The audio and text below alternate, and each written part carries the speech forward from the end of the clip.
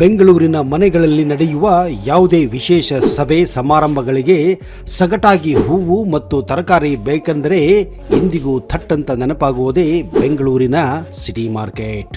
ಬೆಂಗಳೂರಿನ ಹೃದಯ ಭಾಗದಲ್ಲಿರುವ ಸುಮಾರು 100 ವರ್ಷಗಳ ಇತಿಹಾಸ ಇರುವ ಈ ಏಷ್ಯಾದ ಅತಿ ದೊಡ್ಡ ಸಗಟು ಹೂವಿನ ಮಾರುಕಟ್ಟೆ ನಿಜಕ್ಕೂ ಒಂದು ಅದ್ಭುತವಾಗಿದೆ.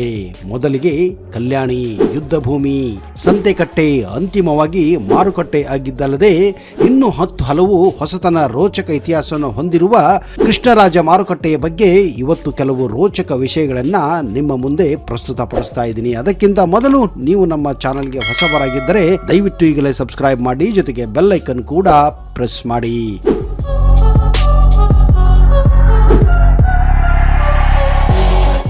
ನಮಸ್ಕಾರ ಸ್ನೇಹಿತರೆ. ಬೆಂಗಳೂರಿನ ನಿರ್ಮಾತರಾದಂತಹ ಶ್ರೀ ಕೆಂಪೇಗೌಡರು ಬೆಂಗಳೂರಿನ ಸುತ್ತಮುತ್ತಲೂ ನದಿಗಳು ಇಲ್ಲದಿದ್ದ ಕಾರಣ ನಗರದ ನೀರಿನ ಅವಶ್ಯಕತೆಗಳನ್ನು ಪೂರೈಸುವ ಸಲುವಾಗಿ ಬೆಂಗಳೂರಿನ ತಗ್ಗು ಪ್ರದೇಶ ಮತ್ತು ಜಲಾನಯಗಳನ್ನು ಗುರುತಿಸಿ ಎತ್ತರ ಪ್ರದೇಶದಲ್ಲಿ ಮಳೆಯಿಂದ ಬೀಳುವ ನೀರೆಲ್ಲವೂ ಸರಾಗವಾಗಿ ಹರಿಯುವಂತೆ ರಾಜಕಾಲುವೆಗಳನ್ನು ನಿರ್ಮಿಸಿ ಅವುಗಳೆಲ್ಲವೂ ಈ ನೀರಿನ ಸಲೆಯ ಪ್ರದೇಶಕ್ಕೆ ಹರಿದು ಅಲ್ಲೊಂದು ಸುಂದರವಾದ ಕೆರೆ ಕಟ್ಟೆಗಳಾಗುವಂತೆ ಸುಮಾರು 500 ಕೆರೆಗಳನ್ನು ಕೆಂಪೇಗೌಡರು ಬೆಂಗಳೂರಿನಲ್ಲಿ ನಿರ್ಮಾಣ ಮಾಡಿಸಿದ್ದರು. ಅಂತಹ 500 ಕೆರೆಗಳಲ್ಲಿ ಈಗಿನ KR ಮಾರುಕಟ್ಟೆ ಕೂಡ, ಅಂದರೆ ದೊಡ್ಡಪೇಟೆ ಬಳಿಯೂ ಒಂದು ಕಲ್ಯಾಣಿ ಇತ್ತು. ಕಾಲಕ್ರಮೇಣವಾಗಿ ಆ ಕಲ್ಯಾಣಿಯ ಸುತ್ತಲೂ ಪ್ರತಿ ವಾರವೂ ಸುತ್ತಮುತ್ತಲಿನ ರೈತರು ತಾವು ಬೆಳೆದ ಹೂವು, ತರಕಾರಿ, ಹಣ್ಣುಗಳು, ದವಸ ಧಾನ್ಯಗಳನ್ನು ತಂದು ಮಾರುವಂತಹ ಗದ್ದಲ ಸಂತೆಯಾಗಿ ಮಾರ್ಪಡಿಸಲ್ಪಟ್ಟಿತ್ತು. ಈ ಒಂದು ಕಲ್ಯಾಣಿಯನ್ನ ಆಗ ಸಿದ್ದಿಕಟ್ಟೆ ಎಂದು ಕರೆಯಲಾಗುತ್ತಿತ್ತು.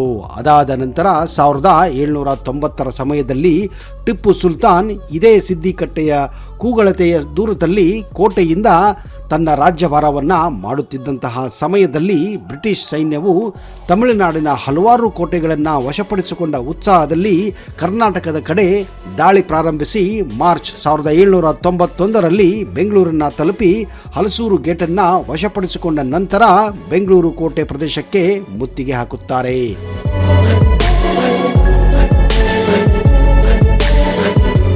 ಈ ಸಮಯದಲ್ಲಿ ಸಿದ್ದಿಕಟ್ಟೆಯ ನೀರಿನ ಸೆಲೆಯು ಒಣಗಿ ಮೈದಾನವಾಗಿದ್ದ ಪರಿಣಾಮ ಬ್ರಿಟಿಷರ ಸೈನ್ಯ ಆ ತೆರೆದ ಪ್ರದೇಶದಲ್ಲಿ ತಮ್ಮ ಬಿಡಾರವನ್ನು ಹೂಡಿಕೊಂಡು ಕೋಟೆಯನ್ನು ಪ್ರವೇಶಿಸಲು ಹೊಂಚು ಹಾಕುತ್ತಿದ್ದರು.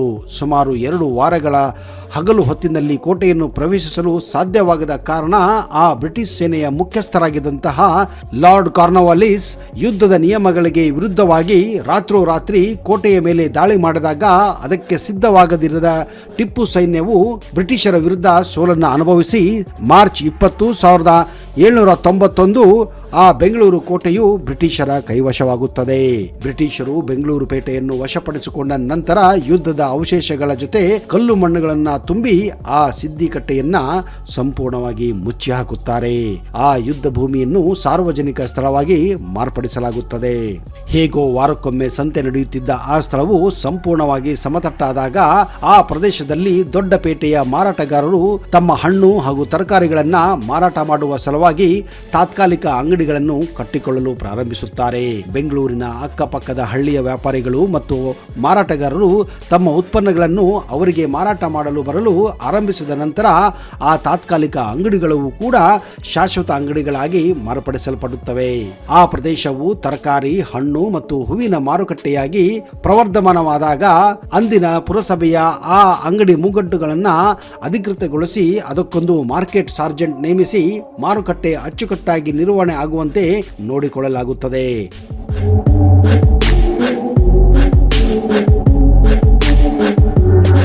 ಜನವರಿ 1907ರಲ್ಲಿ ಬೆಂಗಳೂರು ಪ್ಲೇಗಿನಿಂದ ಚೇತರಿಸಿಕೊಂಡ ಕೂಡಲೇ ಮೈಸೂರಿನ ದಿವಾನ್ ಸರ್ PN ಕೃಷ್ಣಮೂರ್ತಿ ಮತ್ತು ಬೆಂಗಳೂರಿನ ನಗರದ ಮುನ್ಸಿಪಲ್ ಅಧಿಕಾರಿಗಳು ಮಾರುಕಟ್ಟೆಗೆ ಭೇಟಿ ನೀಡಿದಾಗ ಆ ಸ್ಥಳವು ಅತ್ಯಂತ ಕೊಳಕು ಮತ್ತು ಅನಾರೋಗ್ಯದಿಂದ ಹೊಸ ಮಾರುಕಟ್ಟೆಯನ್ನು ನಿರ್ಮಿಸಲು ಸೂಚಿಸುತ್ತಾರೆ.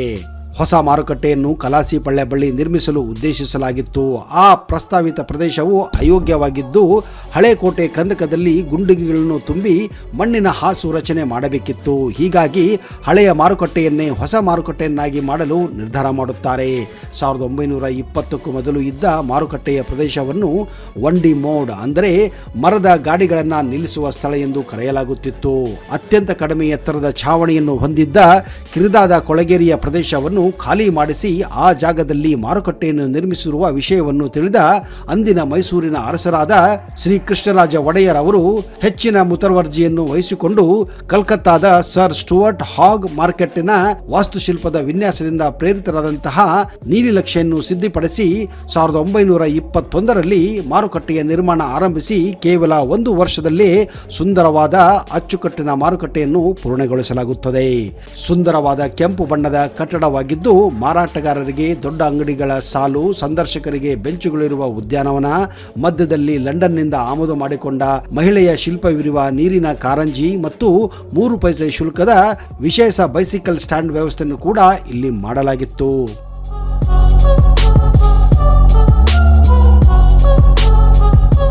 ಮಹಾರಾಜರು ಈ ಒಂದು ಅದ್ಭುತವಾದಂತಹ ಮಾರುಕಟ್ಟೆಯನ್ನು ನಿರ್ಮಾಣ ಮಾಡಿದ್ದರಿಂದ ಆ ಮಾರುಕಟ್ಟೆಗೆ ಕೃಷ್ಣರಾಜ ಮಾರುಕಟ್ಟೆ ಎಂದೇ ಹೆಸರಿಸಲಾಯಿತು. ಅಕ್ಟೋಬರ್ 11, 1921ರಂದು ಉದ್ಘಾಟನೆಗೊಂಡ ಈ ಹೊಸ ಮಾರುಕಟ್ಟೆಯು ಬೆಂಗಳೂರಿನ ಸುತ್ತಮುತ್ತ ಮತ್ತು ಕೋಲಾರ ಕಡೆಯಿಂದ ಬೆಳೆದ ಉತ್ತಮ ದರ್ಜೆಯ ಹೂವು, ಹಣ್ಣುಗಳು ಮತ್ತು ತರಕಾರಿಯನ್ನು ರೈತರು ಈ ಮಾರುಕಟ್ಟೆಯ ಮೂಲಕ ಗ್ರಾಹಕರಿಗೆ ತಲುಪಿಸುತ್ತಿದ್ದರು. ಇಂತಹ ಸುಸಜ್ಜಿತವಾದ ಮಾರುಕಟ್ಟೆ ಆರಂಭವಾಗುವ ಮೊದಲೇ ಮತ್ತೊಂದು ಐತಿಹಾಸಿಕ ಘಟನೆ ಈ ಮಾರುಕಟ್ಟೆಗೆ ಸಾಕ್ಷಿಯಾಗಿತ್ತು. ಇಡೀ ಏಷ್ಯಾದಲ್ಲೇ ಮೊದಲ ಬಾರಿಗೆ ಬೀದಿ ಬದಿಯಲ್ಲಿ ವಿದ್ಯುತ್ ದೀಪಗಳ ಬೆಳಕು ಚೆಲ್ಲಿದ್ದು ನಮ್ಮ ಬೆಂಗಳೂರಿನಲ್ಲಿಯೇ, ಅದು ಕೂಡ ಕೃಷ್ಣರಾಜ ಮಾರುಕಟ್ಟೆ ಮುಂದೆ ಎಂಬುದೆಂದರೆ ನಿಜಕ್ಕೂ ಹೆಮ್ಮೆ ಪಡುವಂತಹ ಸಂಗತಿಯಾಗಿದೆ. 1905ರ ಆಗಸ್ಟ್ 5ರಂದು ಅಂದಿನ ಬ್ರಿಟಿಷ್ ವೈಸ್ರಾಯ್ ಕೌನ್ಸಿಲ್ ಸದಸ್ಯರಾಗಿದ್ದ ಸರ್ ಜಾನ್ ಹವೆಟ್ ಅವರು ಸ್ವಿಚ್ ಒತ್ತುವ ಮೂಲಕ ವಿದ್ಯುತ್ ದೀಪಗಳನ್ನ ಇಲ್ಲಿ ಬೆಳಗಿಸಿದ್ದರು. ಅಲ್ಲಿಯವರೆಗೂ ಬೀದಿಗಳಲ್ಲಿ ಸೀಮೆ ಎಣ್ಣೆಯಿಂದ ದೀಪಗಳನ್ನ ಬೆಳಗಿಸಲಾಗುತ್ತಿತ್ತು. ಅವುಗಳ ನಿರ್ವಹಣೆಗಾಗಿ ಪ್ರತಿ ಪ್ರದೇಶಕ್ಕೆ 3 ಕಾವಲುಗಾರರನ್ನ ನೇಮಿಸಲಾಗಿತ್ತು. ಅಂದಿನ ಕಾಲಕ್ಕೆ ಸುಮಾರು 6 ಲಕ್ಷ ಖರ್ಚು ಮಾಡಿ ಬಲಿಗ ಮರದ ಕಂಬಗಳನ್ನ ನೆಟ್ಟು ಅವುಗಳ ಮೂಲಕ ತಾಮ್ರದ ತಂತಿಯನ್ನು ಎಳೆಸಿ ಮೊದಲ ಬಾರಿಗೆ ಬೆಂಗಳೂರು ರಸ್ತೆಗಳು ವಿದ್ಯುತ್ ದೀಪದಿಂದ ಕಂಗೊಳಿಸಿದ್ದು ಕಣ್ತುಂಬಿಕೊಳ್ಳಲು KR ಮಾರುಕಟ್ಟೆಯ ಬಳಿ ಸಂಜೆ ಆಗುತ್ತಿದ್ದಂತೆ ಬೇರೆ ಬೇರೆ ಊರುಗಳಿಂದ ಜನರು ಎತ್ತಿನ ಗಾಡಿಗಳನ್ನು ಮಾಡಿಕೊಂಡು ಬರುತ್ತಿದ್ದರಂತೆ. 1927 ಸೆಪ್ಟೆಂಬರ್ 7ರಂದು ಮೈಸೂರು ರಾಜ್ಯದ ರಜತ ಮಹೋತ್ಸವ ಸಂದರ್ಭದಲ್ಲಿ ಆನೆಯ ಮೇಲೆ ಕುಳಿತ ಮಹಾರಾಜರು KR ಮಾರುಕಟ್ಟೆ ಬಳಿ ಮೆರವಣಿಗೆಯಲ್ಲಿ ಬಂದ ಸವಿನೆನಪಿಗಾಗಿ ಅದೇ ಮಾರುಕಟ್ಟೆಯ ಸಮೀಪದಲ್ಲಿರುವ ಉದ್ಯಾನವನಕ್ಕೆ ಸಿಲ್ವರ್ ಜುಬ್ಲಿ ಪಾರ್ಕ್ ಎಂದು ಕರೆಯಲಾಗುತ್ತದೆ. ಈಗ ನೀವು ಅದನ್ನ SP ರೋಡ್ ಅಥವಾ SP ಪಾರ್ಕ್ ಎಂದು ಕೂಡ ಕರೆಯಲಾಗುತ್ತದೆ. ಸುಮಾರು 1990ರವರೆಗೂ ಅದೇ ಹಳೆಯ ಕಟ್ಟಡದಲ್ಲೇ ಮಾರುಕಟ್ಟೆ ನಡೆದುಕೊಂಡು ಹೋಗಿ ಅದು ಬಹಳ ಕಿರಿದಾಗಿದ್ದ ಕಾರಣ 90ರ ದಶಕದಲ್ಲಿ ಸುಮಾರು ವರ್ಷಗಳ ಕಾಲ ಮಾರುಕಟ್ಟೆಯನ್ನ ನವೀಕರಣಕ್ಕಾಗಿ ಮುಚ್ಚಿ 2 ಹಳೆಯ ಕಟ್ಟಡಗಳ ನಡುವೆ ಹೊಸ ಕಾಂಕ್ರೀಟಿನ 3 ಅಂತಸ್ತಿನ ರಚನೆಯನ್ನು ಸ್ಥಾಪಿಸಿ ಮಾರಾಟಗಾರರಿಗೆ ಹೆಚ್ಚಿನ ಸ್ಥಳವನ್ನು ಮತ್ತು ಉತ್ತಮ ಒಟ್ಟಾಗಿ ಪರಿಸ್ಥಿತಿಯನ್ನು ಒದಗಿಸಲಾಗಿತ್ತು.